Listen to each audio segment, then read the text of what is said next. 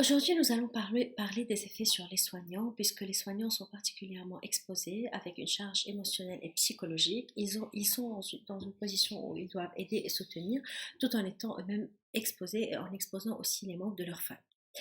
Les études qu'on a sur les soignants sont surtout après l'épidémie du SARS en Chine. Donc, ce que ces études ont révélé, c'est qu'il y a 10% de stress post-traumatique parmi les soignants, euh, qui est quand même 2 à 3 fois plus élevé s'il y a une mise en quarantaine des soignants eux-mêmes, s'ils travaillent dans un service SARS et s'ils ont eu un proche atteint. 3 ans plus tard, la consommation d'alcool était augmentée par rapport à la population générale chez les patients chez les soignants en fait, qui avaient été mis en quarantaine ou qui ont travaillé dans un service spécifique SARS. Une autre étude, celle-là en Taïwan en 2007, a retrouvé aussi une dépression et une insomnie qui étaient fréquentes. Les facteurs de risque étaient aussi une exposition directe aux patients SARS. Donc les soignants qui sont dans les services spécialisés pour les patients atteints sont plus à risque s'ils ont un trouble de l'humeur préexistant et un âge qui est jeune. Mais cette étude a montré qu'il y avait quand même une possibilité d'une adaptation psychologique avec une information et un support adapté, puisqu'ils ont suivi en fait des soignants dans le temps et ils ont trouvé qu'avec le temps, les scores de dépression et d'insomnie diminuaient, ce qui montrait que les soignants finissaient en fait par s'adapter et que cette adaptation était liée à une information et un support adapté. Donc c'est possible de prévenir les effets psychiques sur les soignants. C'est ça la bonne nouvelle. Ce n'est pas une fatalité donc.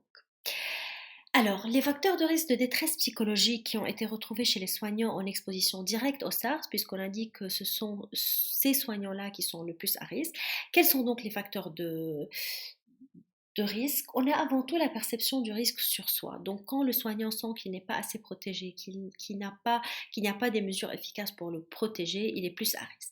L'impact de la crise SARS sur leur vie professionnelle, le fait qu'ils faisaient plus d'heures de travail, le fait qu'ils étaient aussi qu'ils faisaient des chiffres qui étaient longs, donc ça avait aussi influencé les scores. L'affect dépressif préexistant, s'ils travaillaient dans une unité de haut risque, donc travailler aux soins intensifs avec des patients atteints, étaient plus à risque de travailler à l'étage avec des patients atteints. Et le fait de soigner un seul patient versus soigner de multiples patients. Et ça, c'est une donnée un résultat qui est un peu surprenant puisqu'on peut s'attendre que le fait de soigner plusieurs patients aurait pu avoir une charge psychologique plus importante. Eh bien non. Ce que cette étude a trouvé, c'est que quand un soignant avait en charge un seul patient, il était en fait plus à risque de développer une détresse psychologique. Pourquoi? Les facteurs qu'ils ont émis comme hypothèse, c'était que peut-être à travers l'exposition, les soignants arrivaient à une forme de détachement, puisque à travers une exposition répétée, ils s'impliquaient finalement moins et c'était une forme en fait paradoxalement de protection pour eux. Voilà, donc une autre étude à Singapour a étudié les facteurs protecteurs chez les soignants en exposition directe au SARS. Ce que les soignants ont rapporté, c'était que la communication de directives claires et des mesures de prévention efficaces était très protectrice pour eux. Donc le fait qu'ils savaient exactement quel était leur rôle, exactement ce qu'ils devaient faire, exactement quel est leur rôle dans tout le processus de la réponse à l'épidémie et qu'il y avait des mesures de prévention pour les protéger à eux, s'est avéré être un facteur protecteur contre la détresse psychologique. La capacité à pouvoir exprimer leur feedback et en recevoir de la part de leur cadre. Donc, les soignants ont exprimé que s'ils se sentaient assez à l'aise pour pouvoir donner leur feedback et pour pouvoir donner leur retour et en parler à leurs supérieurs, et que si en contrepartie aussi leurs supérieurs pouvaient leur donner un, un feedback, ça pouvait les aider émotionnellement.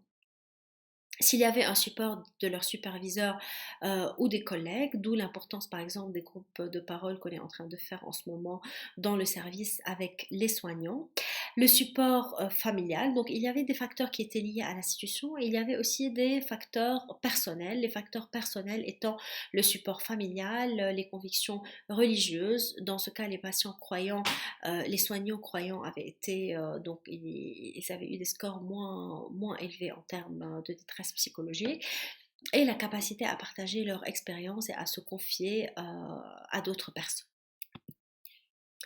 Donc, même malgré tous les biais possibles, donc là, j'ai donné vraiment le résumé du résumé de ces études, mais vous pourrez les consulter parce qu'ils sont dans la liste des références du chapitre sur les effets sur les soignants.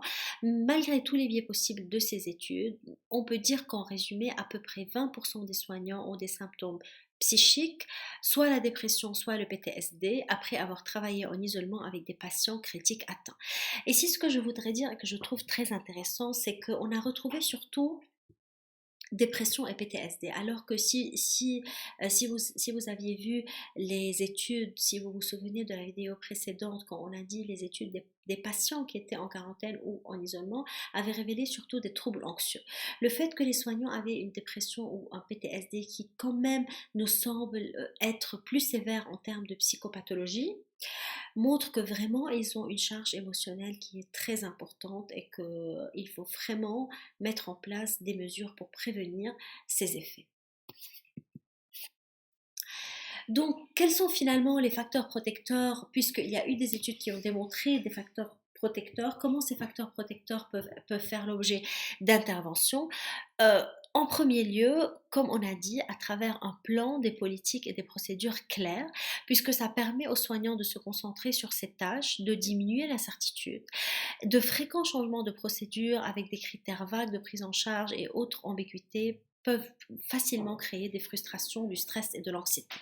S'il y a une communication facile avec leur superviseur, le fait que les soignants sentent qu'ils ont de la facilité et qu'ils peuvent parler avec leur superviseur, avec la possibilité donc d'être écoutés et de donner leur feedback.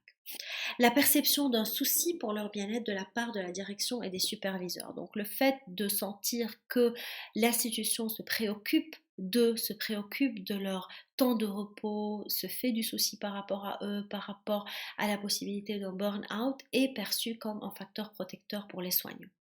Bien sûr, un support logistique, les équipements, les mesures de protection, que tout soit disponible logistiquement pour eux pour qu'ils puissent faire leur travail comme il faut. Bien sûr, la possibilité d'avoir un support entre pairs, des groupes de parole, et bien sûr, il faut qu'il y ait un support psychologique qui doit être disponible durant et après, même s'ils ne vont pas en avoir besoin dans l'immédiat, c'est important qu'ils sachent qu'il y a des ressources disponibles pour eux s'ils ressentent le besoin d'un support psychologique.